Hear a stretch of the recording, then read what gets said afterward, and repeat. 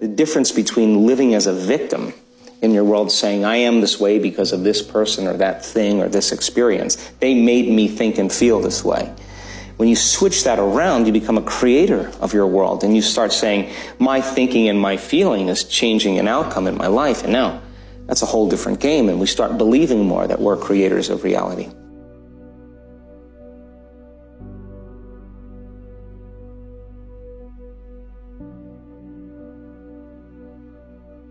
People wake up in the morning, they begin to think about their problems. Those problems are circuits of memories in the brain. Each one of those memories are connected to people and things at certain times and places. And if the brain is a record of the past, the moment they start their day, they're already thinking in the past. Each one of those memories has an emotion. Emotions are the end product of past experiences. So the moment they recall those memories of their problems, they all of a sudden feel unhappy, they feel sad, they feel pain. Now, how you think and how you feel creates your state of being. So the person's entire state of being when they start their day is in the past. So what does that mean? The familiar past will sooner or later be predictable future. If you believe that your thoughts have something to do with your destiny, and you can't think greater than how you feel, or feelings have become the means of thinking, by very definition of emotions, you're thinking in the past. And for the most part, you're going to keep creating the same life. So then people grab their cell phone, they check their WhatsApp, they check their text, they check their emails, they check Facebook, they take a picture of their feet, they post it on Facebook, they tweet something, they do Instagram, they check the news, and now they feel really connected to everything that's known in their life. And then they go through a series of routine behaviors. They get out of bed on the same side, they go to the toilet, they get a cup of coffee, they take a shower, they get dressed, they drive to work the same way, they do the same things, they see the same people, they push the same emotional buttons, and that becomes the routine, and it becomes like a program. So now they've lost their free will to a program, and there's no unseen hand doing it to them.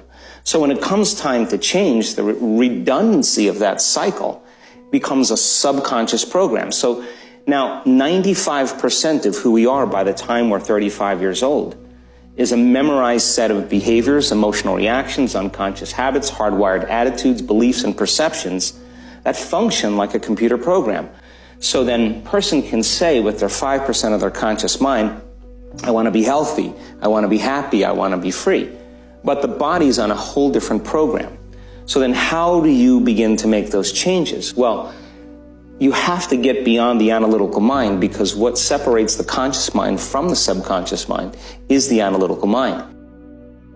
Most people then wait for crisis or trauma or disease or diagnosis. They wait for loss, some tragedy to make up their mind to change. And my message is, why wait? And you can learn and change in a state of pain and suffering, or you can learn and change in a state of joy and inspiration. And I think right now, the cool thing is that people are waking up.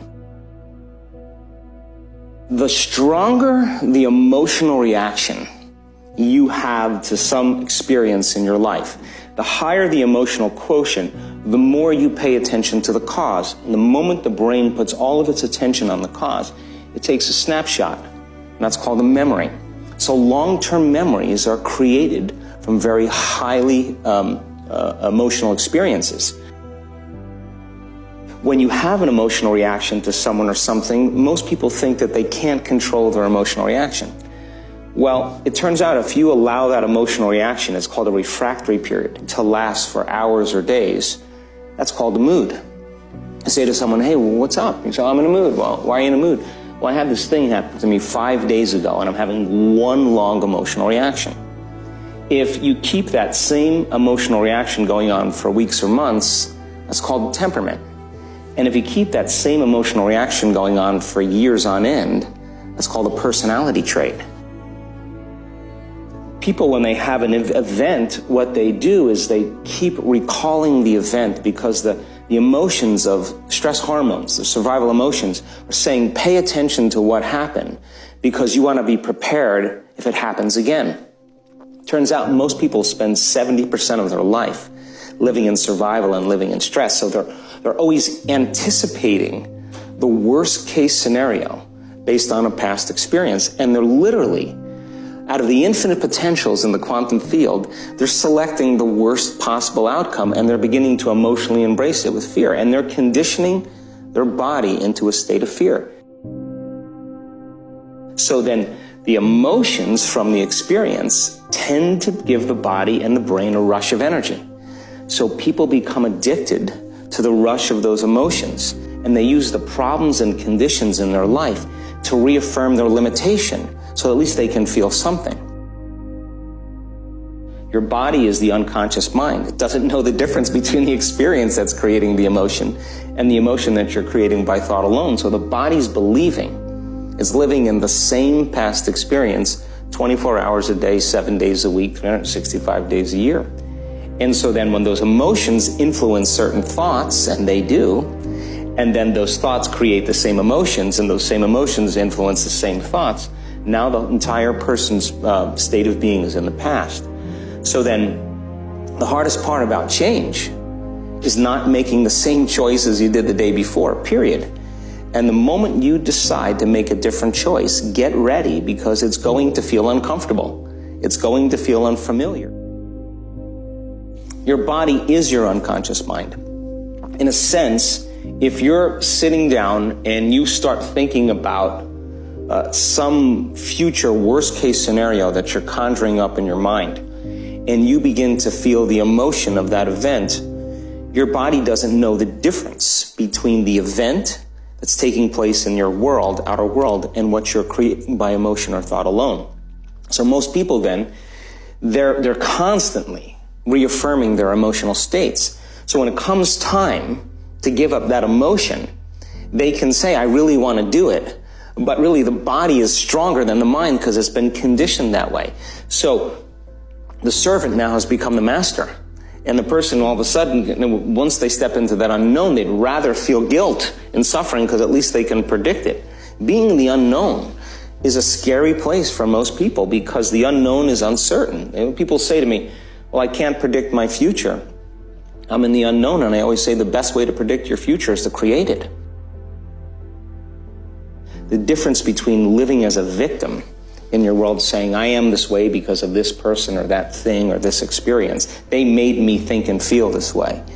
When you switch that around, you become a creator of your world, and you start saying, my thinking and my feeling is changing an outcome in my life. And now, that's a whole different game, and we start believing more that we're creators of reality. If you're not being defined by a vision of the future, then you're left with the old memories of the past, and you will be predictable in your life. And if you wake up in the morning and you're not being defined by a vision in the future, as you see the same people and you go to the same places and you do the exact same thing at the exact same time, it's no longer that your personality is creating your personal reality. Now your personal reality is affecting or creating your personality. Your environment is really controlling how you think and feel unconsciously. Because every person, everything, every place, every experience has a neurological network in your brain. Every experience that you have with every person produces an emotion. So some people will use their boss to reaffirm their addiction to judgment. They'll use their enemy to reaffirm their addiction to hatred. They'll use their friends to reaffirm their addiction to suffering. So now they need the outer world to feel something. So to change then is to be greater than your environment, to be greater than the conditions in your world. And the environment is that seductive. So then why is meditation the tool? Well, let's sit down, let's close our eyes. Let's disconnect from your outer environment. So if you're seeing less things, there's less stimulation going to your brain. If you're playing soft music or you have earplugs in, less sensory information coming to your brain, so you're disconnecting from your environment. If you can sit your body down and tell it to stay like an animal, stay right here. I'm going to feed you when we're done. You can get up and check your emails. You can do all your texts. But right now, you're going to sit there and obey me. So then, when you do that properly, and you're not eating anything or smelling anything or tasting anything, you're not up experiencing and feeling anything, you would have to agree with me that you're being defined by a thought, right? You're telling the body it's no longer the mind, that you're the mind. And now your will is getting greater than the program. And if you keep doing this over and over again, over and over again, over and over again, just like training a stallion or a dog, it's just going to say, I'm going to sit. And the moment that happens, when the body's no longer the mind, when it finally surrenders, there's a liberation of energy. We go from particle to wave, from matter to energy, and we free ourselves from the chains of those emotions that keep us in the familiar past. And we've seen this thousands of times. In fact, we can actually predict it now on our brains.